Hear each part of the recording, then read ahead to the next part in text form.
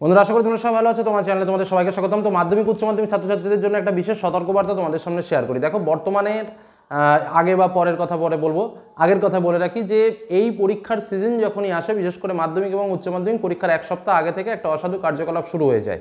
কী সেই কার্যকলাপ? না, বিভিন্ন প্রশ্ন পাওয়া যাচ্ছে মাধ্যমিকের ক্ষেত্রেও উচ্চ মাধ্যমিকের ক্ষেত্রেও। বিভিন্ন হোয়াটসঅ্যাপে জয়েন করে রাখো, পরীক্ষা হওয়ার 3 ঘন্টা আগে প্রশ্নপত্র পাঠিয়ে দেওয়া হবে, বা বিভিন্ন টেলিগ্রাম গ্রুপে জয়েন করে রাখো, প্রশ্নপত্র পাওয়ার আগে তোমাকে পৌঁছে দেওয়া হবে, তার জন্য একটা পয়সাও ডিমান্ড করা হচ্ছে। তারপরে ধরো আরও বিভিন্ন রকম প্রলোভনের ফাঁদে কিন্তু ফেলা হচ্ছে ছাত্রছাত্রীদের।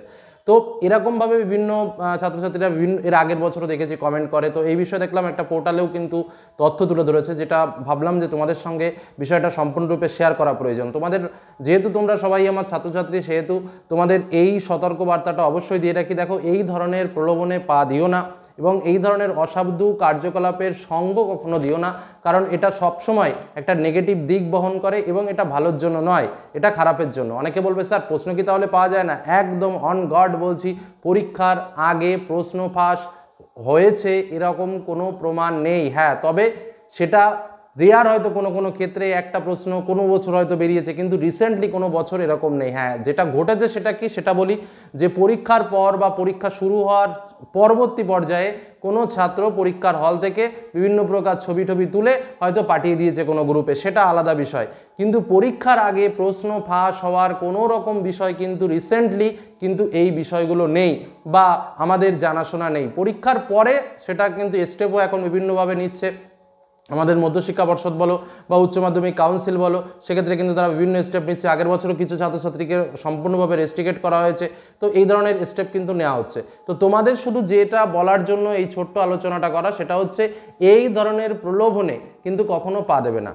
যদি এরকম কোনো প্রলোভন পাও, তোমরা সরাসরি তোমাদের প্রশাসন বা নিয়ারেস্ট সেরকম কোনো জায়গা যেখানে তোমরা জানাতে পারো, যেখান থেকে একটা সুন্দর সুরাহা পাওয়া যায়। কিন্তু নিজেরা এর মধ্যে ফেসো না বা ওই আশাতে থেকো না যে পরীক্ষা 3 ঘন্টা আগে আমি প্রশ্ন পেয়ে যাব, সেই প্রশ্নের উত্তর আমি করব আর সবার আগে আমি র্যাঙ্ক করে বেরোবো। সে আশায় কিন্তু বালি এটুকু মাথায় রেখে যেও, কারণ এটা কখনো হতে পারে না। কারণ যে সিকিউরিটির মধ্য দিয়ে প্রশ্ন আসে সেটা হয়তো তোমরা অনেকেই জানো, আবার বেশিরভাগই জানো না। প্রশ্ন তৈরি হয়, সেটা কাউন্সিল বা পর্ষদে থাকে, সেখান থেকে থানায় আসে, থানা থেকে স্কুলে আসে, একটা ফুল সিকিউরিটির মধ্য দিয়ে। শুধুমাত্র তাই নয়, স্কুল থেকে আসার পরে সেই প্রশ্ন কিন্তু অন্য কোথাও খোলা হয় না। তোমার প্রশ্ন বা প্রত্যেকটা সিল এমনভাবেই করা থাকে যে তোমার টেবিলে প্রত্যেকটা রুমে বসে সে সিল কাটা হয়। এই হলো প্রশ্নর ফার্স্ট ওপেন। কি বললাম, বোঝা গেল? অর্থাৎ সেই প্রশ্ন যে ওপেন হবে সেটা কিন্তু ভাবনার বাইরে। কি বললাম, বোঝা গেল? আর প্রচণ্ড সিকিউরিটি নেওয়া হয়। আর তোমরা জানো যে গভর্নমেন্ট এই বিষয়ে খুব সতর্কতা অবলম্বন করে। অর্থাৎ সেই জায়গা দাঁড়িয়ে এই রকম ভাবনা চিন্তা বিষয়ে যেন কেউ মাথা না ঘামায়। যারা যেভাবে যে প্রিপারেশান নিয়েছো, সেই প্রিপারেশানটাকে অযথা সময় নষ্ট না করে চাঙ্গা করার চেষ্টা করো। প্রিপারেশানটা আরও গভীরভাবে ভালোভাবে নেওয়ার চেষ্টা করো। এই ধরনের অসাধু কার্যকলাপের সঙ্গে কোনো রকম আপোষ কিন্তু নয়, এটা কিন্তু মাথায় রেখো। আর যারা এরকম ভাবছো যে পরীক্ষা 3 ঘন্টা আগে তোমার মোবাইলের হোয়াটসঅ্যাপে বা টেলিগ্রামে তোমার পরীক্ষার প্রশ্ন ঢুকে যাবে, তাদের বলে রাখি, তাদের কপালে বিরাট বড় দুঃখ আছে। প্রশ্ন তো মিলবেই না, আর মাঝখান দিয়ে কিছু পয়সা সেটাও যাবে। আর যারা ঠকবাজ, তারা তো ইনকাম করে বেরিয়ে যাবে। এই জন্য বলি, নিজের পায়ে কোড়ল মেরো না। নিজের যেটুকু বিশ্বাস আছে, নিজে যেটুকু পড়াশুনো করেছো বা আরও যেটুকু করতে পারবে সেটুকু করো। বোঝা গেল কি বললাম?